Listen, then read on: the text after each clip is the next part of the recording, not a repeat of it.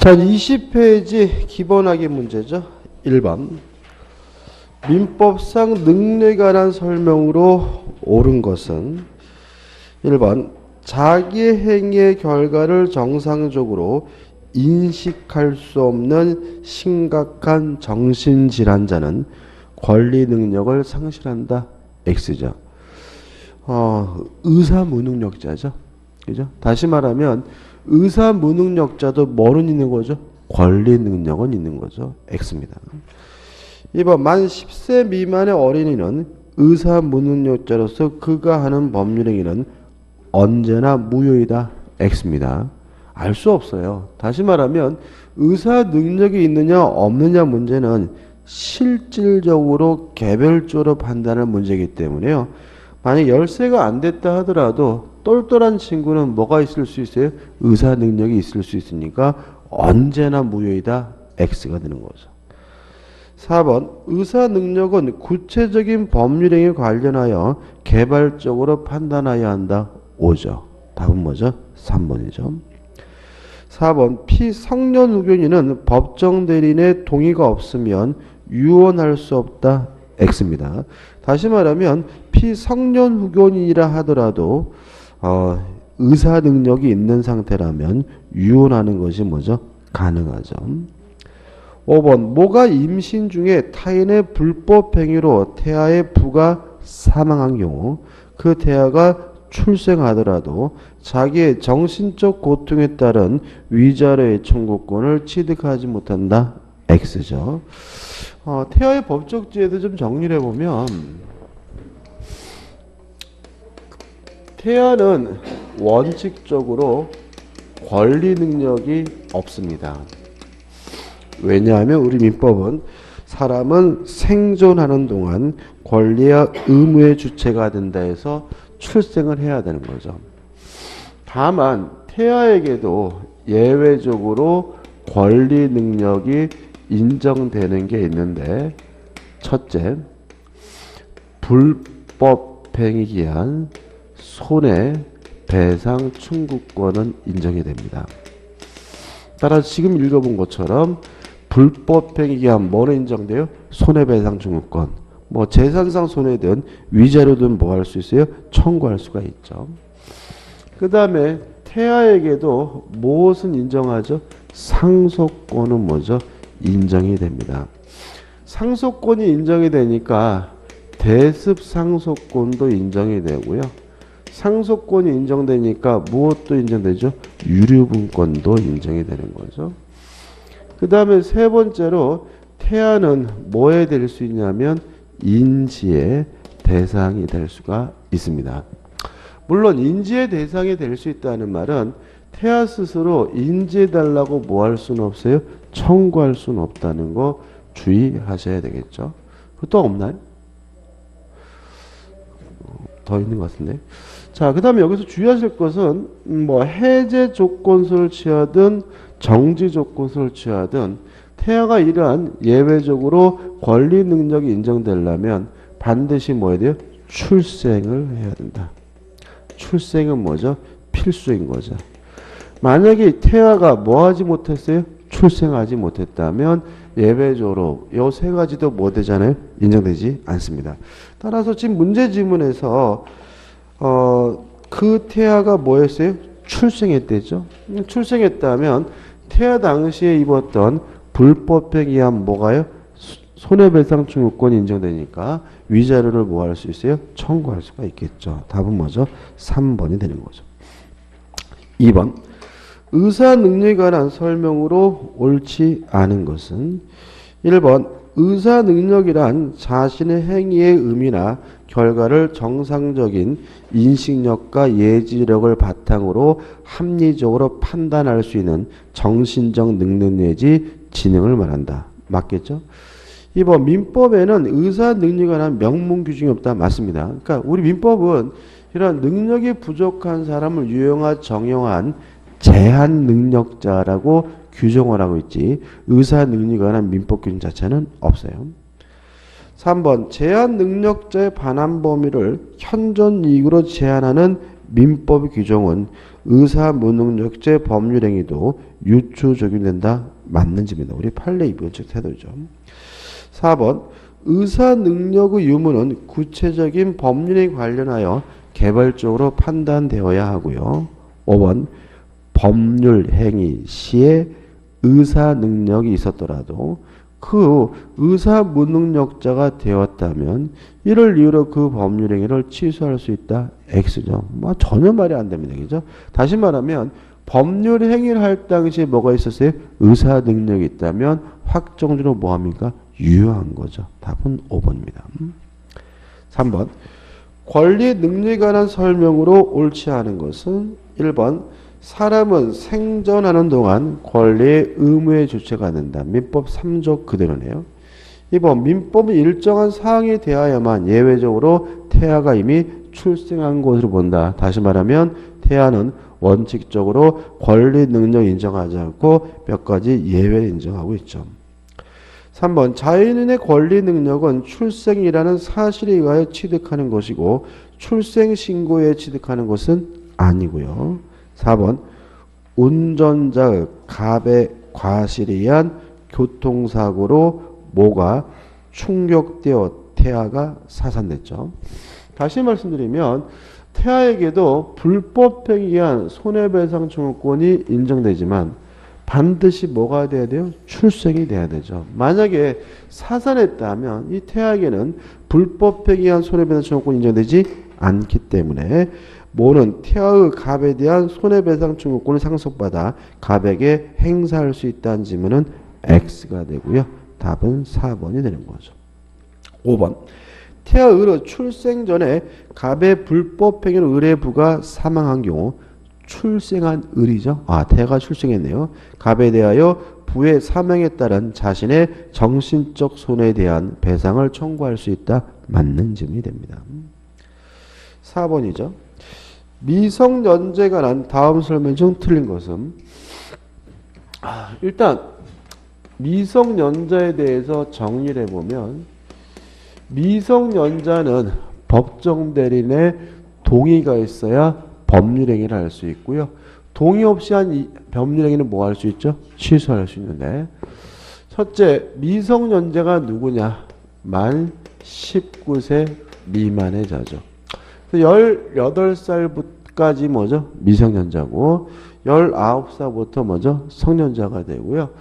그 다음에 우리가 두 번째 좀 정리해 드릴 것이 뭐냐면 법정 대리인의 동의 없이도 단독으로 미성년자가 할 수 있는 행위를 뭐죠? 꼭 정리해 두셔야 된다.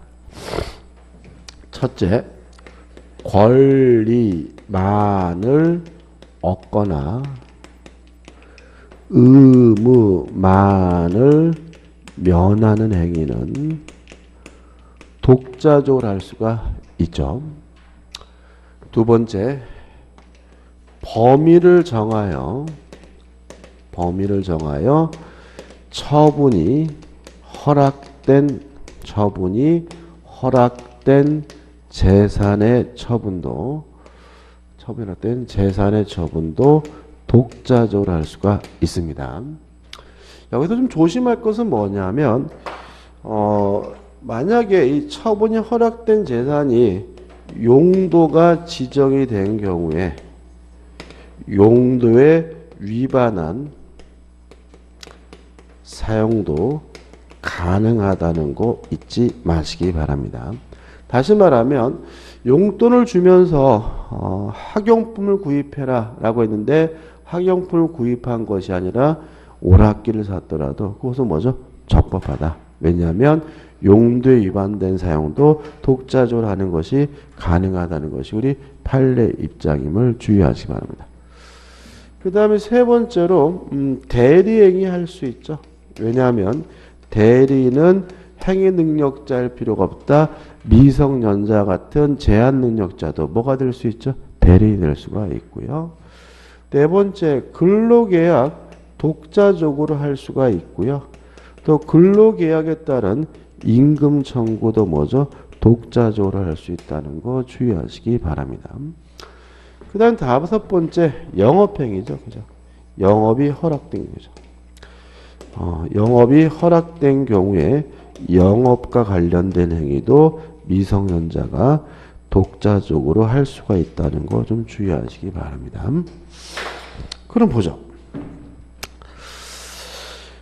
1번 미성년자가 부모로부터 받은 학원비로 오락기를 구입한 경우에는 매매계약을 취소하지 못한다. 5점. 다시 말하면 범위를 정하여 처분이 허락된 재산을 처분하는 것은 독자적으로 할 수가 있고요. 지정된 용도에 위반하더라도 가능하다는 거 주의하셔야 되겠죠. 2번 18세인 자는 단독으로 유언을 할 수 있다. 맞습니다. 유언은요 17세 이상이면 할 수 있거든요. 적지는 않았지만 할 수가 있고. 3번 미성년자는 단독으로 상속을 승인하는 행위를 하지 못한다. 맞습니다. 권리만을 얻는 것은 독자적으로 할 수가 있거든요. 근데 상속은 권리만 얻는 게 아니라 무엇도 오죠? 의무도 오죠? 채무도 오죠? 따라서 상속을 승인하는 것은 독자적으로 할 수가 없고요. 4번 미성년자에 대하여 법정들인 영업을 허락한 경우에는 미성년자는 그 영업에 관하여 성년자와 동일한 행위 능력을 가진다. 맞죠? 5번 미성년자 법정 내린 그가 행한 영업 허락을 취소할 수 있으면 돼. 요 취소는요 우리 판례가 취소가 아니라 뭐로 보냐면 철회로 봅니다.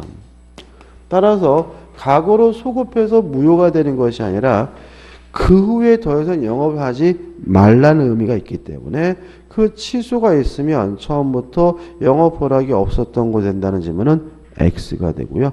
답은 뭐죠? 5번이 되는 거죠.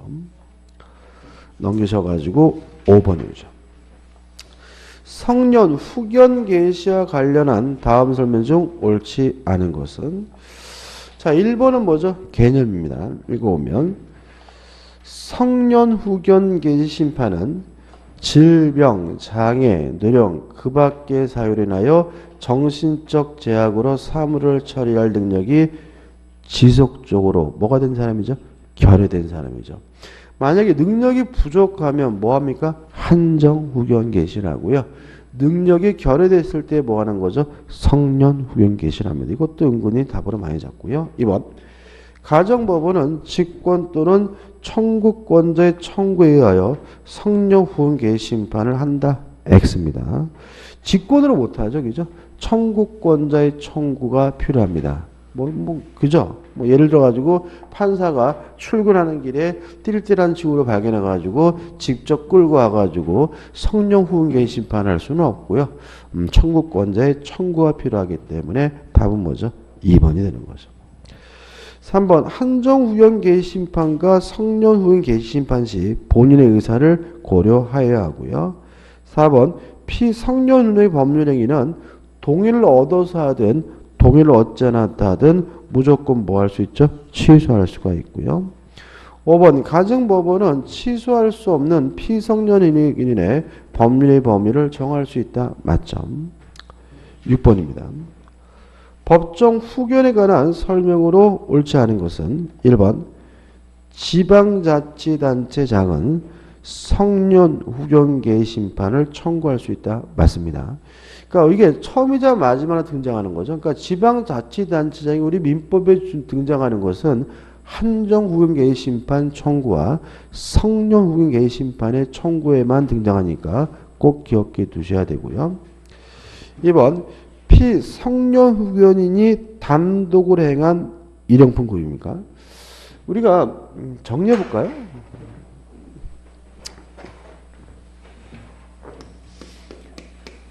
피성년 후견인은 능력이 결여된 자로서 법원으로부터 성년 후견 개시가 선고된 사람이기 때문에 이 사람이 한 행위는 법정 대리인의 동의를 받았든 또는 동의를 받지 않았든 항상 뭐 할 수 있어요?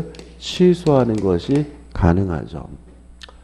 다만 법원이 지정해준 행위는 독자적으로 하는 것이 뭐죠? 가능하고요.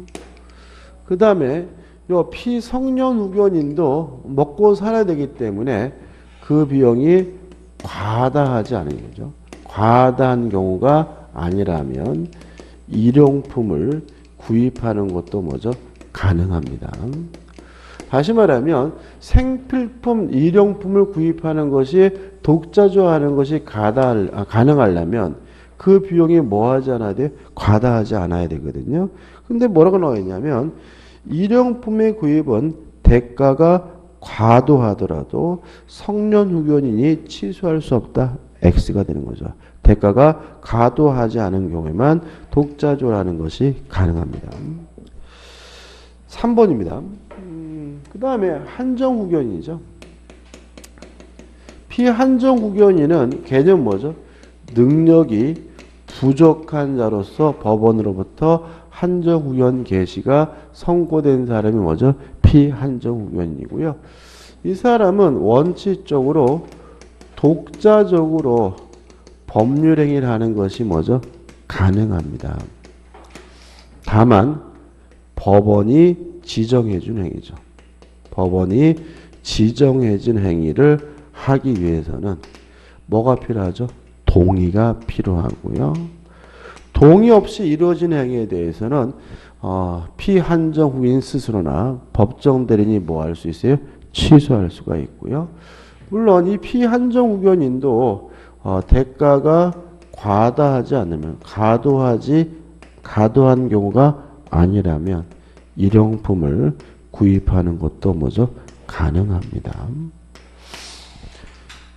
3번 가정법원이 한정후견 심판 시 피한정후견인이 한정후견인의 동의를 요하는 행위의 범위를 결정하였다면 그 범위 내에서 피한정후견의 행위 능력은 제한된다. 맞죠? 다시 말해 이 사람은 원래는 독자적으로 행위라는 것이 뭐죠? 가능한 사람인데 법원이 동의를 받으라고 지정한 행위에 대해서만 동의를 받아야 된다. 행위 능력이 뭐가 되는 거죠? 제한되는 거죠. 4번 특정 후견은 본인의 의사에 반하여 할 수가 없고요. 5번 가정법원이 피특정 후견인에 대하여 성령 후견 개심판할 때는 종전의 특정 후견에 대한 종료 심판을 해야 한다. 물론 뭐죠? 맞는 질문입니다. 다음은 뭐죠? 2번이죠. 저는 이 부분 보면 막 혀가 꼬여요. 안 그래도 발음이 별로 안 좋은 사람인데 같은 말이 막 반복돼가지고. 7번 제한 능력자의 행위의 취소에 대한 다음 기술 중 틀린 것은 1번 미성년자 또는 한정후견인 자신도 법정대리인의 또는 후견인의 동의 없이 한 행위를 스스로 취소할 수 있다. 맞죠? 다시 말하면 제한 능력자에게는 금반의 원칙이 적용되지 않습니다. 2번 제한 능력자의 행위 취소는 선의 제3자에 대항할 수 없다. X입니다. 절대적 취소죠. 따라서 제한 능력을 이유로 취소하는 경우에 제3자는 선이라 하더라도 뭐 받지 못해요? 보호받지 못합니다. 3번 제한 능력자가 한 법률 행위를 취소한 경우에 제한 능력자도 이미 이행한 부분을 부당이득으로 반환할 의무가 있다. 맞고요. 다만 전부를 다 돌려주는 건 아니고 어느 범위 내에서만요? 현존하는 이 범위 내에서만 돌려주면 되죠. 4번 제한 능력자의 법률 행위가 취소되면 그 효력은 소급적으로 소멸한다. 맞죠? 왜냐하면 취소란 유효한 것을 소급적으로 무효화시키는 거니까요. 5번 제한 능력자가 법률 행위를 취소한 경우에는 제한 능력 측은 언제나 현존 이익만을 반환하면 된다. 맞습니다. 왜 언제나라는 말이 들어가냐면 선악불문한다는 거죠. 원래 부당이득을 반환할 때 일반인은 선이면 현존이익, 악이면 뭐죠? 전부거든요. 근데 제한능력자는 선악불문하고 언제나 뭐만 돌려주면 돼요? 현존하는 이익만 돌려주면 됩니다. 맞는 질문이죠. 답은 뭐죠? 2번이죠. 8번입니다. 제한 능력자와 거래한 상대방의 보호에 대하여 가나요? 옳은 거죠. 자, 한번 생각해 보죠.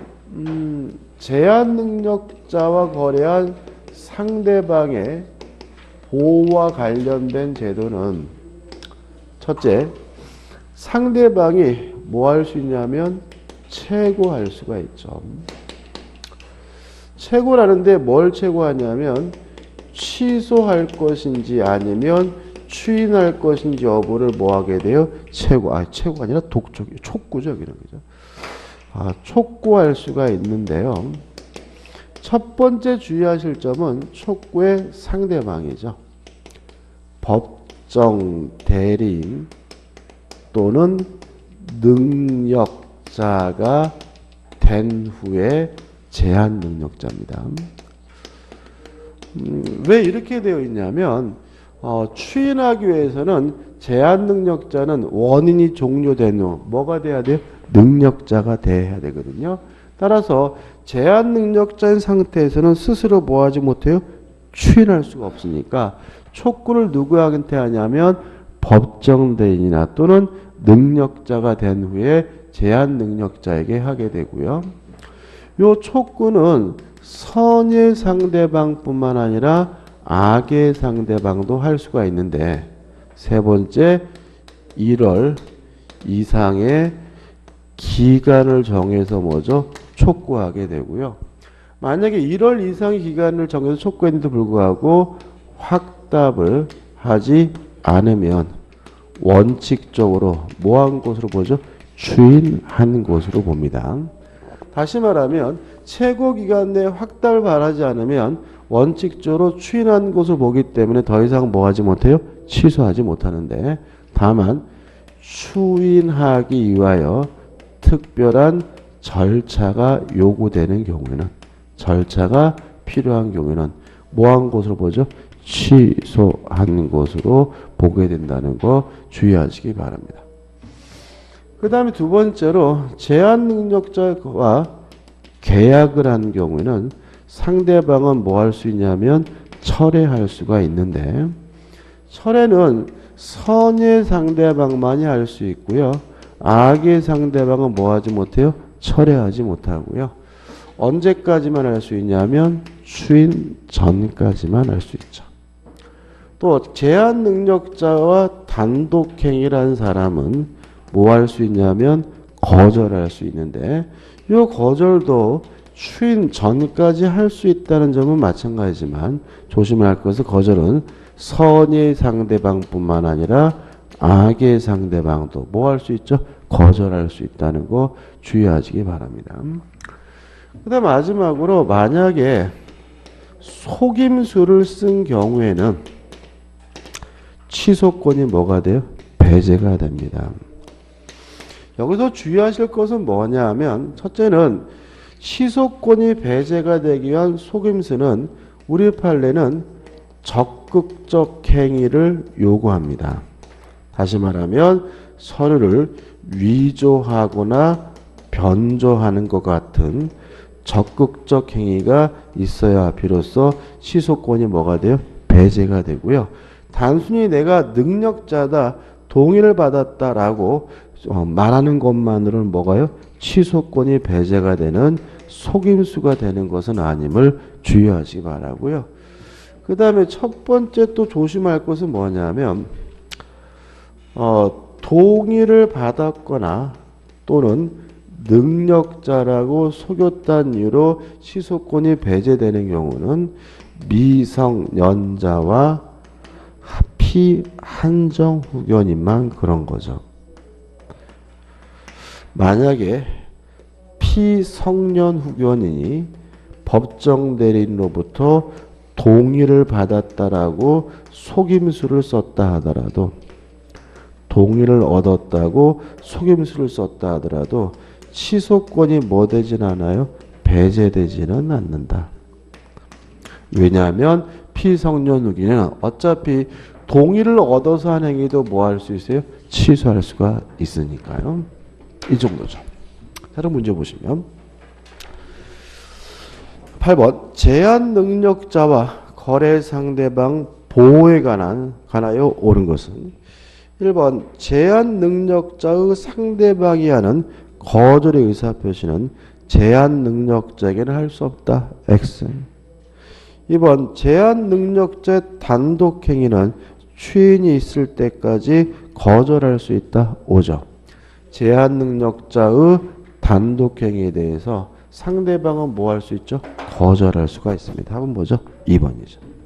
3번 제한 능력자가 능력자가 된 후 추인 여부 확답을 촉구하였으나 제한 능력자 측에서 유예기한 안에 확답을 바라지 아니하면 취소한 것으로 본다. X. 원칙적으로 뭐 한 것으로 보죠? 추인한 것으로 보죠. 4번 특별한 절차를 필요로 하는 행위에 관하여 소정 기간 안에 그 절차를 밟아 확답이 없으면 추인한 것으로 본다. X. 다만 추인하기 위해서 특별한 절차가 필요한 경우에는 뭐 한 것으로 보죠? 취소한 것으로 보죠. 5번 제한 능력자의 상대방이 하는 철회 의사표시는 법정 대리인에게만 할 수 있다. X입니다. 철회도 제한 능력자에게도 할 수가 있는 거죠. 답은 2번입니다. 넘기셔가지고 9번이죠. 주소에 관한 다음 설명 중 틀린 것은 1번 주소란 생활의 근거가 되는 곳이 생활의 중심이 되는 곳이 뭐죠? 주소이므로 1번 주소는 두 곳 이상 있을 수 있다. 옵니다. 2번 주소는 변제 장소 및 상속 개시 시의 기준이 되고요. 3번 사람은 주소 이외에 거소도 가질 수 있지만 거소만 가질 수는 없다. X. 뭐 거소만 있는 분도 계시겠죠. 방랑자 이런 분인가요? 답은 3번이고 4번 주소는 사람과 장소의 관계를 전제로 하는 것이고 물건이 있던 장소는 주소가 아니고요. 5번 당사자가 거래에 관련된 장소를 가주소로 선정한 경우에는 그 거래 하나의 주소로서 효과가 발생한다. 맞죠? 5번은 뭐죠? 가주소의 개념인 거죠. 답은 3번입니다. 10번입니다. 부재자의 재산 관리 제도에 관한 설명으로 옳은 건데 1번 부재자가 뭐죠? 주소지를 벗어나 가지고 자신의 재산을 관리할 수 없는 사람이 부재자고요. 만약 1번처럼 생사가 불분명하다면 그 사람은 부재자가 아니라 뭐예요? 실정자인 거죠. 따라서 생사가 불분명한 자만이 부재자로 된다. X가 되는 거죠. 2번입니다. 법원이 선임한 재산관리인이죠. 자, 이 재산관리인이 뭘 할 수 있는지는 민법 118조에서 결정이 됩니다. 그래서 이 사람 뭐 할 수 있냐면 보존행위 할 수가 있고요. 성질이 변하지 않는 범위 내에서 이용행위도 할 수 있고 계량행위도 할 수가 있죠. 이 성질이 변하지 않는 이용행위와 관련해서 가장 중요한 것이 뭐죠? 임대다. 왜냐하면 임대하더라도 임대는 처분행위가 아니고요. 또 아파트를 임대한다 해서 아파트 성질이 뭐하지도 않아요? 변하지도 않는 거죠. 따라서 임대하는 것이 뭐죠? 가능하고요. 이 사람은 뭘 못하냐면 처분행위를 못하고요. 또 성질이 변하는 이용행위와 계량행위도 할 수가 없는 거죠. 따라서 만약에 처분행위나 성질이 변하는 이용 계량행위를 하려면 법원으로부터 뭘 받아야 돼요? 허가를 받아야 하는 거죠. 따라서 만약에 처분행위를 하거나 성질이 변하는 이용 계량행위를 하는데도 불구하고 허가받지 않고 이루어졌다면 그 행위는 일단 뭐가 돼요? 무효가 되고요. 주의하실 것은 이 허가는 사전에 처분행위를 하기 전에 미리 받아야 되는 것이 원칙이지만 사후에 추인을 받는 것도 뭐죠? 추인 형태로 받는 것도 뭐죠? 가능하다는 것까지 기억해 두시면 되겠죠. 따라서 2번 법원이 선임한 재산관리인이 부재자 재산에 대한 임대료를 청구하는 것은 뭐 이건 일종의 뭐죠? 이용행위이기 때문에 법원의 허가를 얻어야 한다. X가 되는 거죠. 3번 재산관리인의 권한 초과행위에 대한 법원의 허가는 사후적 추인의 형식으로도 가능하다. 맞죠? 답은 뭐죠? 3번이 되는 거죠. 4번 부재자의 사망이 확인됐어요. 그러면 선임 취소 사유가 됩니다. 따라서 법원의 취소 결정이 있으면 그때 임무가 종료가 되기 때문에 사망이 확인되면 법원이 선임한 재산관리인의 권한은 선임 결정의 취소 없이 소멸한다는 지문은 뭐죠? X가 되고요. 5번 법원이 선임한 재산관리인은 부재자 사이에 위임계약 관계가 없으므로 직무상 선량한 관리자의 주의무를 부담하지 않는다. X입니다. 선관 주의무를 부담하죠. 11번 법원이 선임한 부재자의 재산관리인이 법원의 허가 없이도 유효하게 할 수 있는 행위가 아닌 것은, 그럼 결국은 처분행위나 아니면 성질이 변하는 이용, 계량행위를 찾으라는 얘기인데 1번 보시면 부재자의 채무를 담보하기 위하여 부재자 소유의 부동산의 저당권을 설정해 주는 것은 넓은 의미에서 이건 뭐죠? 처분행위죠. 따라서 1번이 답이 되는 거죠. 2번은 뭐죠? 수선하는 거죠. 보존행위고 3번 보존 등기를 신청하는 것도 뭐죠? 보존행위고 4번 채권의 소멸 시효를 중단시키는 것도 뭐죠? 보존행위죠. 5번 보시면 부재자가 한 무이자 금전대를 이자보로 바꾸는 것은 계량행위죠. 조심할 것은 만약에 이 재산관리인이 은행에서 돈을 찾아서 새롭게 뭐 할 수는 없어요? 빌려줄 수는 없는 거죠. 그건 뭐예요? 성질이 변하는 거잖아요. 근데 이미 부재자가 돈 빌려준 돈이잖아요. 따라서 새롭게 빌려준 것은 아니고 무이자를 이자보로 바꾸는 것은 뭐인 거죠? 계량행위이기 때문에 가능합니다. 답은 1번이 되는 거죠. 12번입니다. 실정 선고에 관한 설명으로 옳은 것은 1번 보통 실종 기간은 3년이 아니라 몇 년이죠?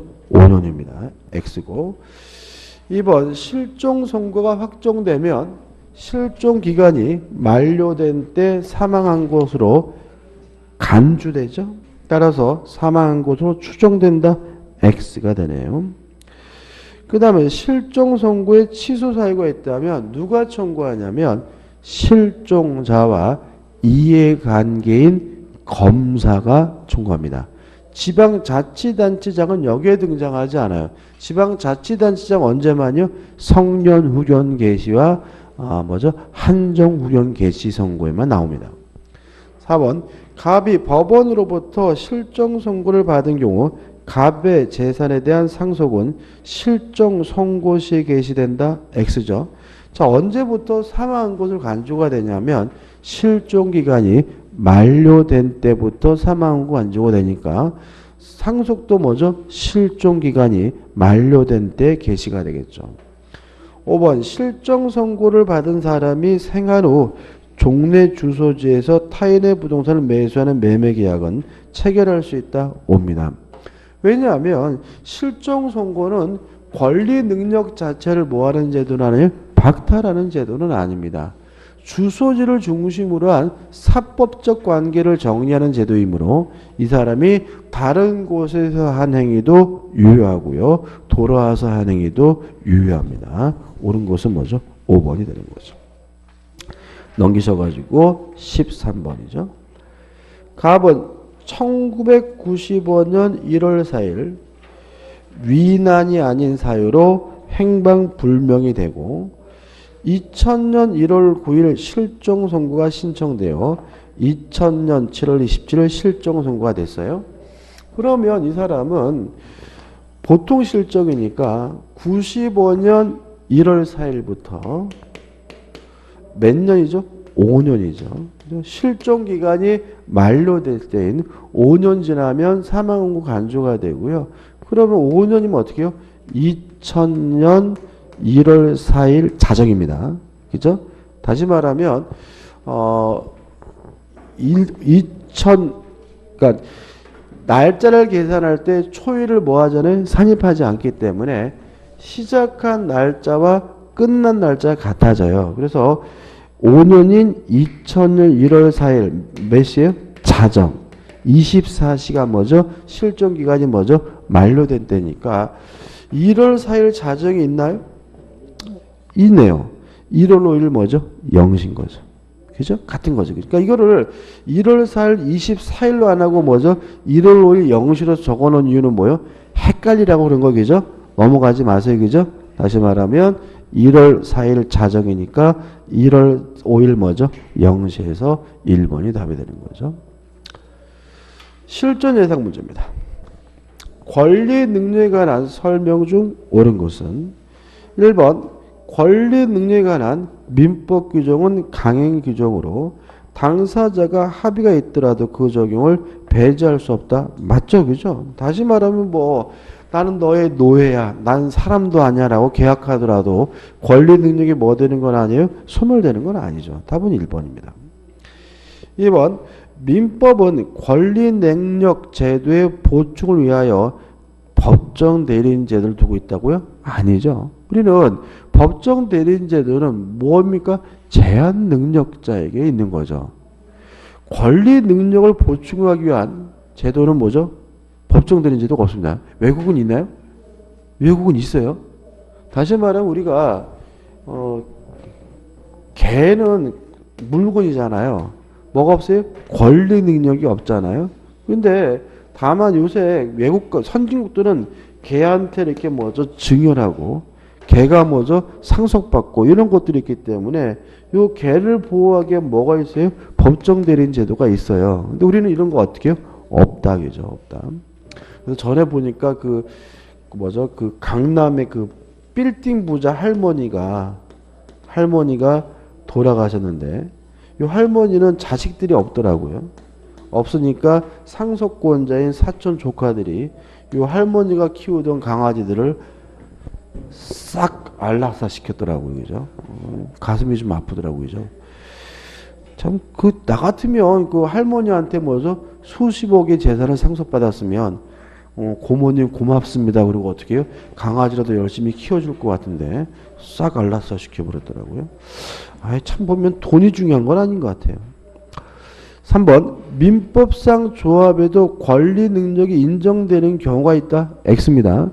이게 저번에 제가 모의고사를 냈더니 뭐 어떤 분이 답이 잘못된 거 아니냐 이렇게 물어보시는 분 계신는 것 같은데, 자 우리가 보세요. 권리 능력은 자연인과 법인에게만 인정이 되잖아요. 자연인 법인 외에는 어떠한 존재도 뭘 가질 수 없어요? 권리를 가질 수가 없어요. 그렇기 때문에 조합은 권리 능력이 없으니까 뭘 갖지 못해요?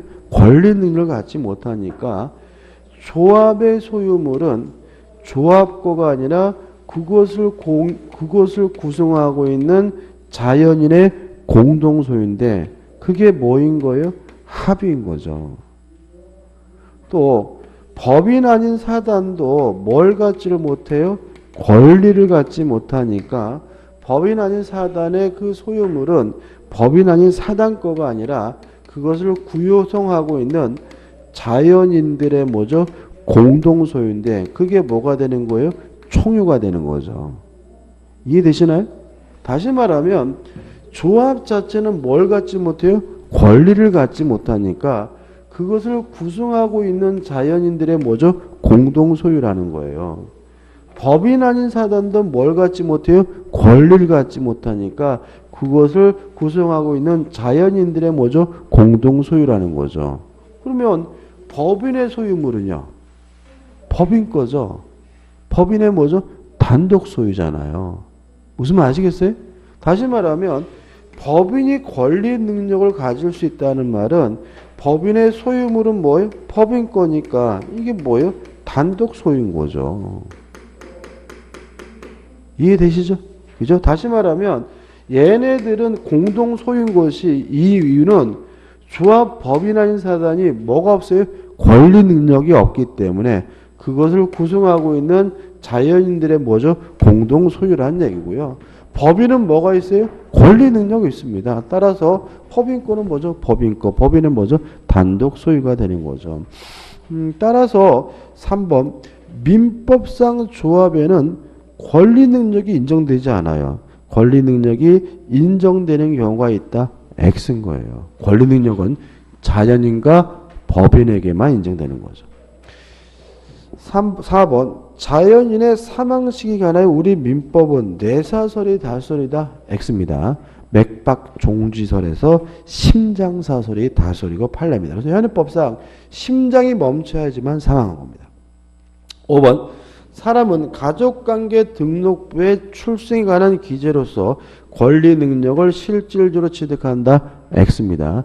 출생하는 순간 전부 노출되는 순간 권리 능력을 갖게 되는 거죠. 답은 뭐죠? 1번이죠. 2번 민법상 권리 능력에 관한 기술 중 옳은 것은 1번 모든 사람은 생존하는 동안에 예외 없이 권리 능력을 가진다. 맞죠?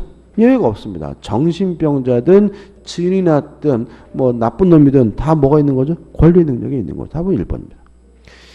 2번 의사 무능력자가 법률행위는요. 언제나 무효예요. 따라서 법정 대리인의 동의를 얻어서 유효한 법률행위를 할 수 있다. X고요. 3번 제한 능력자하고 의사 무능력자는 다른 거죠. 4번 의사 능력과 책임 능력은 동일한 성질을 가지며 동일한 정도의 정신 능력을 의미한다고 볼 수 있다. 일단 동일한 정도의 정신 능력을 의미하긴 해요. 그렇지만 동일한 성질을 띠는 것은 아닙니다. X로 봐야 되고 5번 제한 능력자는 불법행위라 해도 손해배상 책임이 없다. X입니다. 불법행위라 해도 손해배상 책임이 없는 사람 누구예요? 의사 무능력자인 거죠. 답은 1번입니다. 3번 태아의 권리 능력에 관한 다음 설명 중 틀린 것은 1번 정지 조건설, 해제 조건설 모두 태아가 살아서 출생하기만 하면 문제된 시점에서부터 권리 능력이 있었던 것으로 취급된다. 맞습니다. 다시 말하면 정지 조건설이든 해제 조건설이든 뭐가 돼야지만요? 출생을 해야지만 비로소 권리 능력이 인정된다는 점은 동일합니다. 2번 태아가 사산된 경우 태아의 권리 능력은 인정될 여지가 전혀 없다. 맞는 거죠. 반드시 뭐가 돼요? 출생을 해야죠. 따라서 3번 태아가 교통사고 충격으로 조산되고 그로 인하여 출생 후죠. 그럼 이 사람은 얘는 어떻게 했어요? 출생을 했으니까 뭐가 인정이 돼요? 권리 능력이 인정되니까 얼마 안 돼서 사망한 경우 죽은 아이의 생명 취소로 인한 손해배상 청구권도 인정된다. 맞는 질문이죠. 4번 모체와 같이 사망했어요. 그러면 불법행위한 손해배상 청구권 인정되지 않습니다. 반드시 뭐가 돼야 돼요? 출생을. 답은 뭐죠? 4번이죠. 5번 유중의 경우에는 태아의 권리 능력이 인정됩니다. 아까 제가 뭘 빼먹었나 했는데 빼먹었죠. 그죠? 유중이죠. 유증을 받을 수가 있습니다.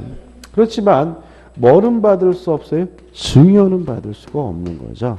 따라서 유증의 경우에는 태아에게 권리 능력이 인정되나 사인증여의 경우는 태아의 권리 능력이 인정되지 아니한다. 맞죠. 차이점이 뭐예요? 유증은 단독행위죠. 단독행위니까 태아로부터 뭘 받을 필요 없어요? 승낙이나 동의를 받을 필요 없으니까 유증은 할 수가 있는 거죠. 근데 증여는 뭐예요? 계약이잖아요. 사인증여는 뭐예요? 계약이잖아요. 따라서 태아로부터 뭘 얻어야 돼요? 승낙을 얻어야 되는데 태아에게는 승낙할 능력도 없을 뿐만 아니라 태아에게는 법정 대리인 제도도 인정되지 않습니다. 따라서 태아는 뭐 받을 수는 없어요? 증여, 사인증여 받을 수는 없는 거죠. 답은 4번이죠. 넘기셔서 4번입니다. 태아의 권리 능력에 관한 다음 기술 중 맞는 것은 기억, 직계 존속 후 생명 침해에 대한 태아의 위전의 청구권은 인정된다. 일단은 뭐죠? 맞죠. 니은번 유언의 효력 발생 시에 태아로서 포태된 경우 유증을 받을 수 있다. 맞습니다. 디귿번 태아의 인지 청구권은 인정된다. X입니다. 태아는 인지의 대상이 될 수 있을 뿐 인지를 뭐 할 수는 없어요? 청구할 수는 없습니다. 1번 사인증여의 경우에도 권리 능력이 인정된다는 것이 다술과 판례견해이다. X입니다. 유증의 대상이 되지만 뭐가 될 수는 없어요? 증여를 받을 수는 없습니다. 미음법 태아가 사산된 경우 정지 조건이든 해제 조건이든 태아의 권리 능력은 인정하지 않는다. 맞습니다. 태아에게 예외적으로 권리 능력이 인정되려면 반드시 뭐가 돼야 돼요? 출생이 돼야 됩니다. 5번입니다.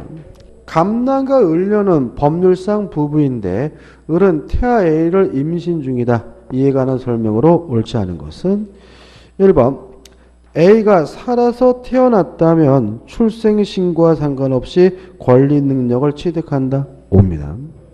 2번 갑의 동생 병이 태아인 A를 대리한 갑과의 계약으로 자신의 카메라를 A에게 증여하는 것은 불가능하다. 옵니다. 태아는 뭐 받을 수 없죠? 증여를 받을 수가 없습니다.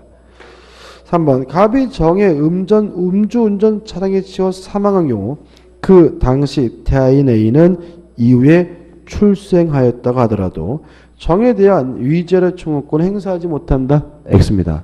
태아는 불법행위에 의한 손해배상 청구권이 인정이 되므로 출생했다면 태아 당시에 당한 손해에 대해서 청구하는 것이 가능하기 때문에 답은 뭐죠? 3번이 되는 거죠. 4번 의사무가 을을 진료하던 중에 약물을 잘못 투하여 태아인 A가 사산되었다면 출생하지 못했죠. 권리 능력이 전혀 인정되지 않기 때문에 A에게 무에 대한 손해배상 청구권 인정되지 않는다. 맞는 질문이고요. 5번 갑의 동생 병은 태아인 A에게 자신의 아파트를 뭐 할 수 있어요? 유증할 수 있다. 유증은 할 수 있죠. 6번입니다. 자연인 갑이 사망함으로써 발생하는 민법상 법률 효과가 아닌 것은 1번 상속 개시되고요. 2번 갑의 법정 대리권 소멸한다. 당연하죠. 갑이 만약에 친권자였다면 돌아가시게 되면 뭐죠? 친권이 상실되겠죠. 3번 혼인관계 뭐죠? 종료가 되고 4번 유언의 효력이 발생하겠죠. 답은 뭐죠? 5번입니다. 왜냐하면 사망하면 임차권은 상속이 되죠. 갑의 임차권이 뭐 되는 건 아니에요? 절대적 소멸되는 건 아니죠. 그죠? 다시 말하면 갑이 가지고 있던 임차권은 주체가 바뀌어서 뭐가 될 뿐이에요? 상속될 뿐이지 임차권 자체가 절대적으로 뭐 되는 건 아니에요? 소멸되는 것은 아니니까 5번이 답이죠. 이런 거 틀리시면요 나중에 막 자다가 뭐죠? 이불킥하게 되는 거니까 이런 거 맞히셔야 되겠죠. 너무나 당연한 건데도 이게 떠오르질 않아 이게. 그러니까 조심하셔야죠. 7번입니다. 갑과 큰아들 을은 계곡에서 물놀이 하던 중 게릴라성 폭우로 갑자기 불어난 급류에 이끌려 익사했다. 가슴 아프네요. 이튿날 갑과 을의 사체는 모두 발견되었으나 누가 먼저 사망하였는지는 알 수 없다. 갑의 유족으로는 제한 능력자인 부인 병과 작은 아들 정이 있다. 이에 관한 설명으로 옳은 것이죠. 자, 이렇게 동일한 위난으로 사망한 경우에는 동시에 사망한 것으로 뭐가 돼요? 추정이 돼요. 그래서 1번 갑과 을은 동시에 사망한 것으로 본다가 아니라 뭐죠? 추정된다죠. 그 다음에 2번 인정사망제도라는 것은 뭐냐면 돌아가신 것이 확실한데 확인할 수 없을 때 하는 것이 뭐예요? 인정사망인 거죠. 근데 문제에서 갑과 을의 시체는 모두 발견됐으니까 이거는 인정사망하고 상관이 없는 거죠. 인정사망은 뭐라고요? 사망을 확인할 수 없을 때 하는 것이 뭐죠? 인정사망입니다. 따라서 갑과 을은 인정사망제도에 의하여 가족관계 등록부에서 사망으로 기재된다. X가 되는 거죠. 3번 동시에 사망한 것으로 추정이 되면 어떤 일이 벌어집니까? 갑과 을 사이는 상속이 이루어지지 않는 것이 되기 때문에 3번은 뭐죠? 맞는 질문이고 4번 가족관계 등록부의 사망으로 기재되지 않는 한 갑과 을의 권리 능력은 상실되지 않는다. X. 심장이 멈추는 순간 권리 능력이 뭐죠? 권리 능력이 소멸되죠. 5번 병은 제한 능력자이므로 정이 일단 갑과 을의 재산을 단독으로 상속한다. X입니다. 왜냐하면 제한 능력자라 하더라도 뭐는 인정되죠? 상속권은 인정이 되겠죠. 답은 3번입니다. 오늘 여기까지 할 거예요. 여기까지 하고 이제 8페이지부터 이제 본격적인 제한 능력자의 제도에 관한 문제들이 나오니까요. 거기부터는 뭐죠? 다음 주에 하도록 하죠. 다음 주에는 어디까지 할 거냐면 제한 능력자에 대한 설명이 얼추 끝났기 때문에 아마 문제를 1시간 정도 풀면 될 것 같고 그래서 다음 주에는 조금 많이 나가는 것 같지만 뭐까지 할 거냐면 법인까지 끝낼 겁니다. 법인까지. 그래서 페이지 63페이지까지 한번 풀고 오시기 바랍니다. 자, 오늘 수고 많으셨습니다. 고맙습니다.